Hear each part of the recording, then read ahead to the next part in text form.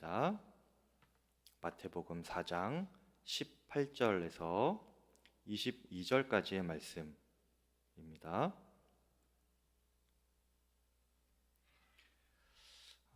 저와 교독하시고 마지막은 함께 읽겠습니다. 갈릴리 해변에 다니시다가 두 형제 곧 베드로라 하는 시몬과 그의 형제 안드레가 바다에 금을 던지는 것을 보시니 그들은 어부라.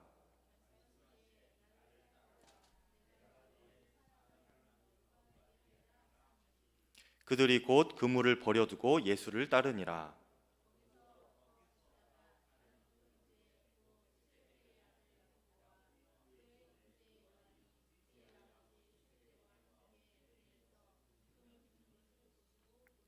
함께 읽습니다. 그들이 곧 배와 아버지를 버려두고 예수를 따르니라. 아멘. 하나님의 말씀입니다. 예전에 어느 한 성도님과 대화를 하다가 그분이 아주 영적인 말씀을 한마디 하셨습니다. 본인이 어릴 때 교회에 우연히 다니셨다고 해요. 그런데 젊은 시절에 잠시 교회를 다니지 않다가 지금까지 있었는데, 그러다가 이후로 나이가 들어서 지금 다시 교회에 나오게 되었노라 이렇게 말씀하시면서 마지막에 이렇게 교회에 나오게 되는 것은 하나님께서 인도해 주시는 것 같다 이렇게 말씀을 하시더라고요. 그 말을 들으면서 제 마음에 이 성도님께서 하나님의 일하심을 느끼고 있구나, 하나님께서 그 성도님의 마음에 믿음을 주시고 확신을 주시고 함께 하시는 그 은혜를 깊이 깨닫게 하셨구나, 제가 그런 마음을 갖게 되었습니다. 제가 여러분에게 하나님의 말씀을 아무리 설교하고 설명을 드리고 하나님의 일들을 수백 번 들려드리는 것보다, 이것도 굉장히 중요한 설교 사역이기도 하지만 이것보다 더 확실한 것은 여러분이 여러분의 심령 가운데, 삶 가운데 스스로 그 하나님께서 하시는 일이라 이렇게 깨달았을 때, 그리고 그것을 경험했을 때 그것이 여러분의 마음 가운데 새겨지는 진짜 믿음이 되는 것입니다. 능력 있는 믿음이 되는 거예요.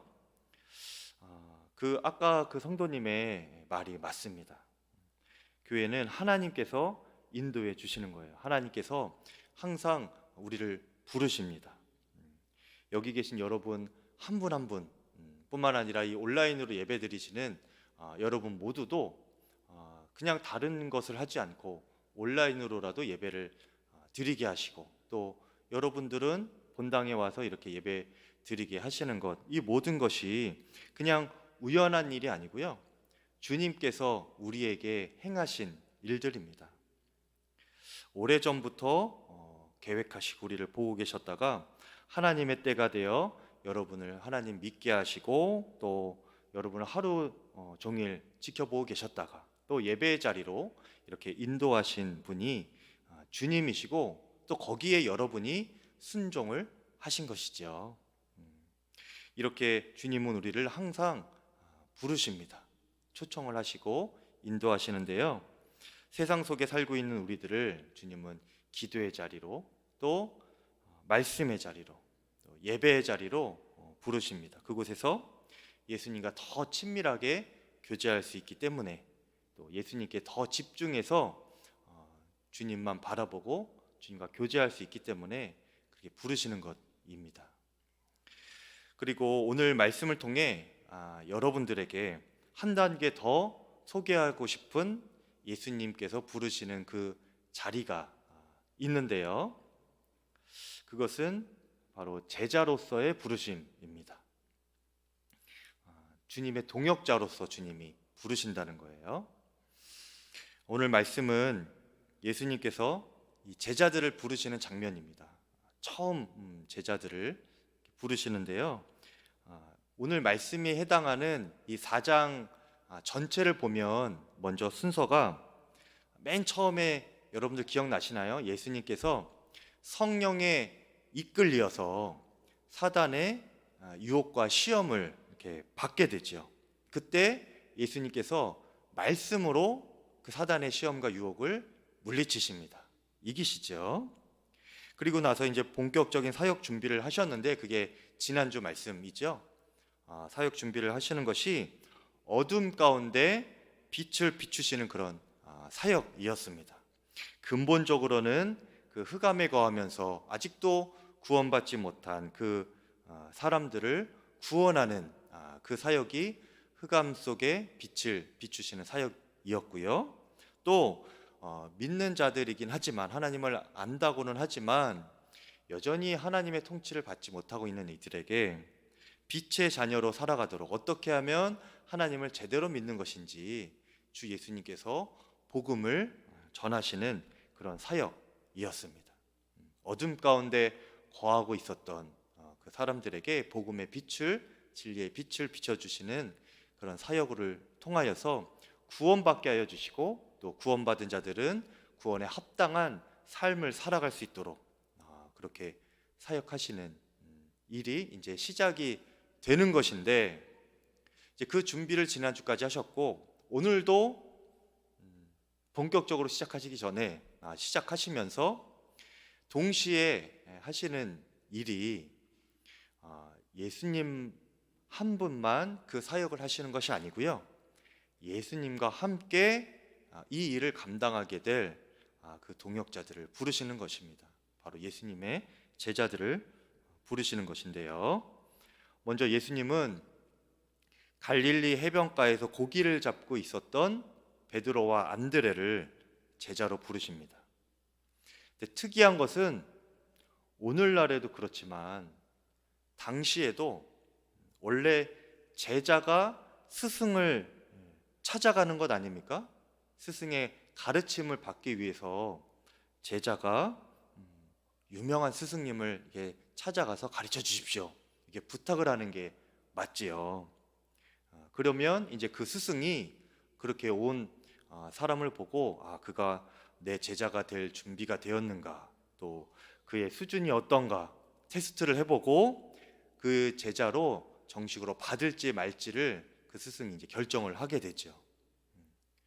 유대인들의 고대 문헌들을 이렇게 보면 제자가 그 유명한 스승의 가르침을 받고 싶어서 여러 노력들을 했던 것이 나오는데요, 어떤 이는 그 스승의 가르침을 받기 위해서 그 교실 안으로 들어가지 못하고 창문 밖에서라도 그 가르침을 귀 기울여 들으려고 애를 쓰다가 추운 겨울에 얼어 죽을 뻔한 그런 일들도 있었고요, 어떤 사람은 이 바벨론에서 예루살렘까지 그 스승을 찾아 먼 길을 찾아가서 그 가르침을 받으려 했던 그런 사람도 있었고, 또 어떤 이는 그렇게 해서 스승을 만났지만 그 스승이 받아주지 않으니까 아주 3주 동안 눈물을 흘리면서 저에게 수업을 듣게만 해주십시오, 스승님의 제자가 아니더라도 스승님의 그 수업을 귀동냥으로라도 들을 수 있도록 허락해 주십시오, 3주 동안 눈물을 흘리면서 간청하기도 했다는 이야기들이 있습니다. 그 정도로 제자들이 스승을 찾아서 부탁을 해야 맞는 것인데, 예수님은 그 반대셨어요.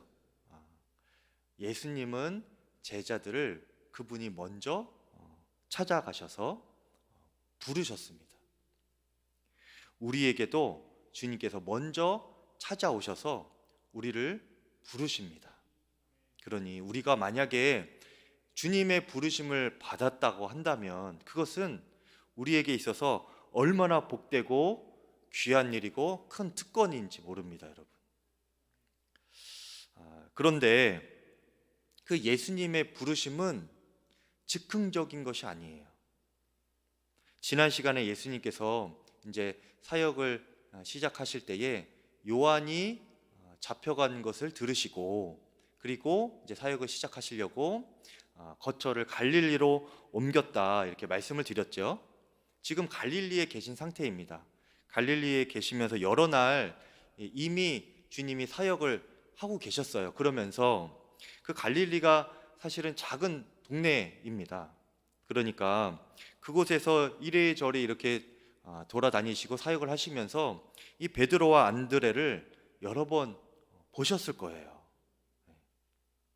그리고 그렇게 보시다가 이게 마음에 두고 계셨던 것이죠. 그리고 우리의 학식과 가문과 배경이나 이런 것을 따지지 않으시고 그 예수님께서 제자를 부르실 때 보신 것이 딱 한 가지가 있습니다. 그것이 무엇인가? 18절 19절을 제가 다시 읽어드릴게요.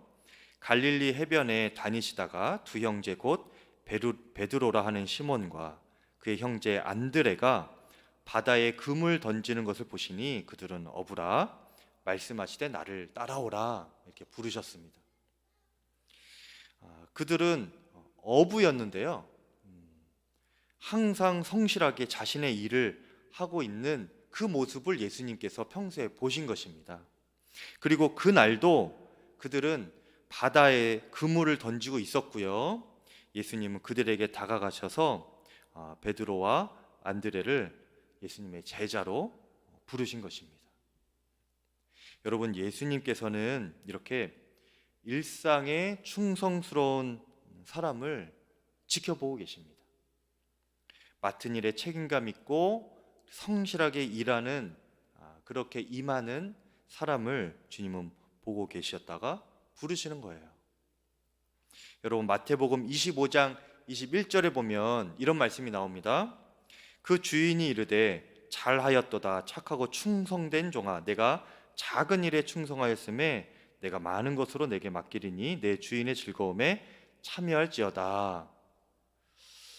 작은 일에 충성한 이에게 큰 일을 맡기시는 것이 주님의 성향입니다. 예수님은 일상에 주어진 작은 일이라도 매번 반복되어서 아무것도 아닌 일인 것 같은 그런 일에도 충성스럽게 성실하게 임하는 사람을 지켜보고 계셨다가 그 작은 일에 충성하는 자에게 큰 일을 맡기시는, 그 일상에 충성한 자에게 주님의 동역을 할 수 있는 제자로 부르시는 그런 성향을 가진 분이 바로 우리 주 예수님이십니다. 그래서 예수님의 부르심을 받은 사람들은 대부분이 망설이고 고민할 수밖에 없습니다, 여러분. 왜냐? 항상 뭘 하고 있는 사람들이기 때문에 그래요. 성실한 사람들, 일상에 충실한 사람들을 부르신다고 했죠. 그러니까 하는 일이라도 없으면 주님께서 이렇게 부르셨을 때 네 주님 제가 하겠습니다 이렇게라도 할 텐데, 한참 열심히 일하고 있는 사람이에요. 일상에 충실한 사람들이에요. 자신의 일을 책임 있게 잘하고 있는 사람을 주님이 부르시는 것이니, 그러니까 부름받은 사람들은 항상 고민할 수밖에 없죠. 곤란할 수밖에 없습니다. 그런데 오늘 예수님의 부르심을 받은 제자들의 모습을 보면 그렇게 하나같이 자신의 일상에 충실한 사람들이었지만, 막상 그렇게 예수님의 부르심을 받았을 때의 반응이 무엇이었느냐? 첫 번째 반응이 즉시였습니다. 곧이었습니다. 베드로와 안드레를 주님이 부르셨을 때 20절에 보니까 그들이 곧 그물을 버려두고 예수를 따르니라 이렇게 나옵니다. 또 그 이후에 이제 세베대의 아들 야고보와 요한도 예수님께서 부르시는데요, 그때 22절에 보니까 그들도 어떻게 했습니까? 그들이 곧 배와 아버지를 버려두고 예수를 따르니라 말씀하고 있습니다. 20절과 22절에 보니까 모두가 다 즉시 곧 예수를 따랐다 증언하고 있죠. 이렇게 하나님의 부르심에 응답한 제자들의 특징은 하나같이 즉각적이었습니다. 어떠한 망설임이나 핑계가 없었어요. 여러분, 군말 하는 거 지금 본문에 보입니까? 아니에요. 예수님이 부르시자 곧 버려두고 따르니라. 이것이 제자들의 반응이었습니다. 또 한 가지 제자들의 부르심에 대한 제자들의 특징은 즉각적인 반응이었을 뿐만 아니라 또 버려두고 따랐다라는 것이었어요. 버려두고 따랐다. 그들의 직장과 가족을 버린 것입니다, 여러분. 금을 배, 아버지 이것들을 다 버리고 떠났어요. 전자의 베드로와 안드레는 그물과 배를 버려두고 떠났고요. 또 세베대의 아들들은 배와 아버지를 버려두고 떠났습니다. 그런데 한 가지 오해하지 말아야 될 것이 있어요. 제가 이렇게 직장과 가족과 그런 것들을 다 버려두고 예수님을 따랐다 이렇게 말하면 성도님들이 마음에 부담이 크시죠. 이게 정말인가? 나는 아닌가 보다 이렇게 생각할 수도 있습니다. 그런데 조금 오해한 거예요. 여기서 버려두고 예수님을 따랐다라는 말은 문자적으로 그렇게 버리라, 버렸다 이 말이 아닙니다. 여호와의 증인들이나 때로는 신천지나 이런 극단적인 이단에서는 이렇게 부모도 가족도 다 버리고 제자들이 따랐지 않느냐, 너희가 다 버리고 우리를 따라라 이렇게 말하기도 하지만 그것은 성경을 잘못 알고 있는 것이고 잘못 해석한 것이죠. 성경은 오늘 본문 이외에 보면은 분명히 성경에서 우리에게 주는 권면은 부모를 공경하라 이렇게 하고 있습니다. 또 가정을 믿음으로 세워가고 또 사랑으로 돌보는 것이 성경이 우리들에게 권면하고 있는 일반적인 가르침입니다. 여러분 다 그렇게 하고 계시죠? 그런데 다 버려두고 따르라니까 지금 곤란하신 마음이잖아요. 근데 그게 아니고요. 예수님의 제자들이 버려두고 곧 따랐다. 여기서 이제 버려두고라는 이 단어는 히브리어로 아자브라는 단어인데요. 이 단어를 구약에서 어떤 상황에서 썼는가 하면 사무엘하 5장 21절에 보니까 그곳에서 이제 다윗과 블레셋 간의 전투가 나옵니다. 그때 하나님께서 다윗을 도와주셔서 블레셋을 크게 무찌르게 돼요. 그래서 이제 블레셋이 다윗의 군대를 피해서 막 도망을 가는데, 혼비백산 도망을 가는데, 그때에 블레셋이 어떻게 도망갔는가? 그들의 우상을 버리고 도망갔다 이렇게 나와요. 그 블레셋 군대들이 그들의 우상을 버리고 갈 때에 그 버리고가 바로 이 아자브라는 단어입니다. 이 제자들이 그물과 배와 아버지를 버려두고 예수를 따르니라 할 때 그 버려두고랑 같은 단어라는 거예요. 그러니까 이런 맥락에서 보면 신약에서도 이 제자들이 자신의 그물과 배와 아버지를 우상처럼 여기며 살았었지만 이제는 그 우상처럼 섬기던 그 마음을 버리고 주님을 따랐다 이렇게 우리가 볼 수가 있는 것입니다. 여러분 이해 가시나요? 이제 모든 것보다 예수님을 우선순위에 두는 그런 마음으로 예수님을 따랐다라는 겁니다. 그동안 우선순위에 두었던 삶의 방식이나 가족 관계가 있다면 이제는 그것들을 예수님을 따르는 데 있어서 전혀 방해되지 않는 그런 새로운 생활 방식으로 바꾸는 것을 의미하는 것이 버려두고 예수를 따르니라 라는 거예요. 여러분 여호수아 24장 15절에도 보면 여호수아가 이스라엘 모든 회종 앞에서 너희는 선택해라. 오직 나와 내 집은 여호와만 섬기겠다. 이렇게 고백하거든요.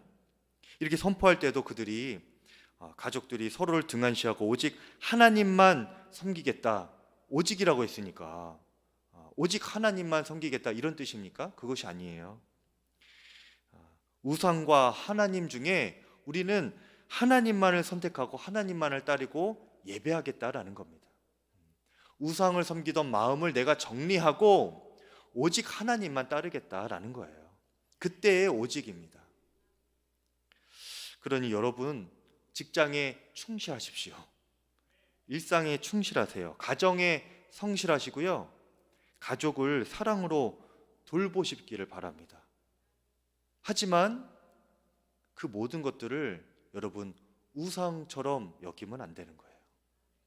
가족도 직장도 우리의 일상도 우리가 좋아하는 습관들도 우리가 성실하고 충실하게 하지만 그것이 우리의 우상이 되면 안 된다는 겁니다. 우상이 된다는 게 무엇입니까? 하나님보다 더 사랑하는 것, 하나님께서 부르셨을 때 망설이게 되는 것, 그것이 되면 안 된다는 거예요. 여러분, 여러분이 사랑하는 것들과 또 하나님 이 사이를 여러분 선택해야 하는 관계로 놓지 마시기를 바랍니다. 언제나 하나님을 최우선으로 여기시고 그 다음에 우리가 사랑하는 가족, 직장이 있는 거예요. 언제나 기본적인 원리는 하나님 사랑, 이웃 사랑입니다, 여러분. 다 사랑하는데 하나님 사랑이 먼저이고 그 다음에 이웃 사랑, 내가 사랑하는 사람들을 사랑하는 것이에요. 언제나 하나님이 우선이고, 그리고 그 하나님의 사랑으로, 하나님과의 맺어진 그 사랑으로, 주님께 배운 그 사랑으로 나머지 것들을 돌보는 것입니다. 제자들이 그렇게 주님을 따랐다는 겁니다. 마음이 정리가 됐다는 거예요. 그동안 내가 우선으로 여겼던 것이 차선으로 되고, 그 다음에 예수님이 우선이 되는, 그것이 버려두고 예수를 따르니다 라고 된 것입니다. 예수님께서 이렇게 제자들을 부르셨는데요, 그리고 제자들이 예수님을 그렇게 즉시 또 다른 것을 버려두고 주님을 우선으로 삼고 주님을 따랐는데, 예수님께서 이렇게 제자를 부르신 목적이 있겠죠.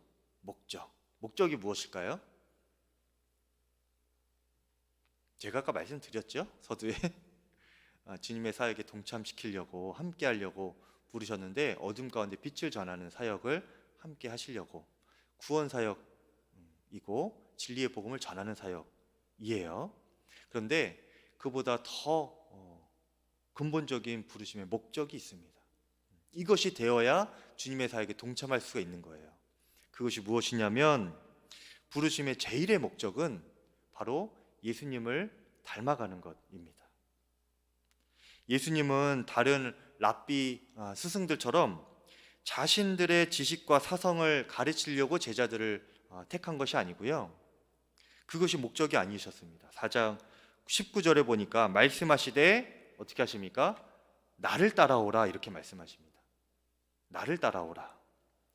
예수님의 부르심은 나를 따르라입니다. 예수님의 사상이 아니라 예수님 그분을 배우라는 거예요. 예수님 그 인격체, 예수님 그분 그 존재를 배우라는 겁니다. 예수님을 닮아가는 것이 우리를 부르신 부르심의 그 1차적인 목표가 되는 것이에요. 그래야 우리가 사명을 감당할 수 있기 때문입니다. 지옥의 문 앞까지 와 있는 수많은 영혼들을 구원하기 위해서 예수님께서 오셨고, 그 구원 사역에 제자들을 세워서 동역하게 하시려고 부르신 건데, 천하보다 귀한 한 영혼을 구원하는 일인 거죠, 말하자면. 그렇죠? 그런데 이 위대한 사역, 이 너무나 중요한, 일생을 걸어도 아깝지 않은 이 어마어마한 사역을 위하여 부르셨을 때에, 그 전에 예수님께서 우리를 먼저 부르신 부르심은 너희가 나를 배워야 된다, 그 나를 따르라 인 것입니다. 예수님을 닮아가는 거예요. 여러분, 많은 사람들이 말은 잘합니다. 그런데 예수님처럼 살아가는 사람은 드물어요. 예수님의 제자라는 것은 예수님의 말씀을 다 암송하고 그 가르침을 교리적으로 체계적으로 정리하여서 다른 사람에게도 잘 설명할 수 있는 그런 사람만 의미하는 것이 아닙니다. 그걸로만 끝나면 예수님의 제자라고 말할 수가 없어요. 예수님의 제자는 무엇이냐면요, 그 사람을 만나면 예수님을 만난 것 같은 느낌이 들어야 되는 거예요. 그 사람을 만나면 예수님의 향기가 나는 거예요. 그게 예수님의 제자인 것입니다. 그래야 그 상대방이 아, 예수님이 이러시구나, 이렇게 알게 되고 믿게 되고 구원에 이르게 되는 것입니다. 그 통로로 우리가 부르심을 받은 것입니다. 그 제자로의 부르심에 여러분 즉각적으로 고민하지 말고 순종하실 수 있기를 축복합니다. 지금은 그 예수님과 나 사이에 간격이 어떤가요, 여러분? 예수님 보면 사람들이 예수님 만난 것 같습니다, 당신하고 이야기하니까 정말 예수님과 이야기하는 것 같네요, 이렇게 말하십니까? 그렇게 들어본 적 있으세요? 당신 만나니까 예수님의 향기가 납니다. 비록 지금은 우리 자신과 예수님 사이에 간격이 크다고 느껴지겠지만 주님께서 우리를 구원하시고 또 제자로 부르시고 하셨으니 거룩하게 하실 것이고요, 또 예수님의 장성한 분량에까지 이르게 하실 것입니다. 여러분 19절에 한번 같이 읽어볼까요? 19절을 시작. 말씀하시되 나를 따라오라, 내가 너희를 사람을 낚는 어부가 되게 하리라. 이렇게 나오죠? 그런데 여러분 여기서 우리가 눈에 띄게 봐야 될 것이 그 중간에 내가 예수님을 말하는 거죠. 내가 여기에 밑줄을 한번 그어보시고 마지막에 되게 하리라, 여기에 밑줄을 한번 그어보세요. 그러면 뭡니까? 내가 되게 하리라 인 거예요. 우리를 부르신 예수님은 너희가 제자가 되어라, 내가 이렇게 불러줬으니까 너희가 스스로 노력해서 한번 내 제자가 되어봐라, 나를 닮은 사람이 되려고 한번 노력해봐라, 이렇게 말씀하신 것이 아니에요. 나를 따르라, 내가 너희에게 그렇게 되게 하겠다라는 겁니다. 이것이 복음이에요, 여러분. 그 복음을 아는 사람이 제자가 되는 것입니다. 내 노력으로 제자가 되려고 하면 그 사람은 백날 청날 해도 제자가 못 됩니다. 교만한 사람만 되는 거예요. 머리만 큰 사람 되는 것이고 지식만 잘하는 사람 되는 것이고 경험만 많은 사람 되는 겁니다. 제자의 문의는 있는데 진정한 제자가, 겸손한 제자가 되지 못해요. 예수님께서 되게 하신 제자, 그 제자가 정말 참된 제자인 것입니다. 우리가 할 일은 그 예수님 안에 거하기만 하면 됩니다.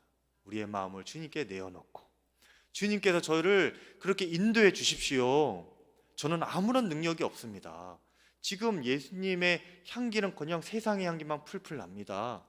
예수님께서 나를 그렇게 되게 해 주십시오. 이렇게 내어 맡기고 내가 그분 안에 거하고 그분이 내 안에 거하실 수 있도록 그 예수님만 붙잡는 사람이 되는 거예요. 그 사람이 예수님의 제자가 되는 것입니다. 예수님의 첫 제자들은 그 예수님의 말씀을 믿고 그렇게 하실 예수님을 신뢰하며 순종함으로 따라갔습니다. 그 예수님께서 오늘 말씀을 통하여 저와 여러분에게도 동일하게 말씀하십니다. 나를 따르라, 사람을 낚는 어부가 되어라, 내가 되게 하겠다, 이렇게 말씀하십니다.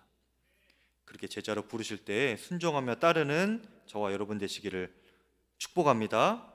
우리를 이곳까지 인도하신 주 예수님께서 이렇게 본당에 나와서 예배 드리게까지, 이 수요 예배 나오게까지 하신, 그리고 온라인도 마찬가지입니다. 여러분, 영상이지만 온라인으로까지 예배를 드리게 하신, 여기까지 인도하신 주 예수님께서 우리를 참다운 제자가 되게 하실 것입니다.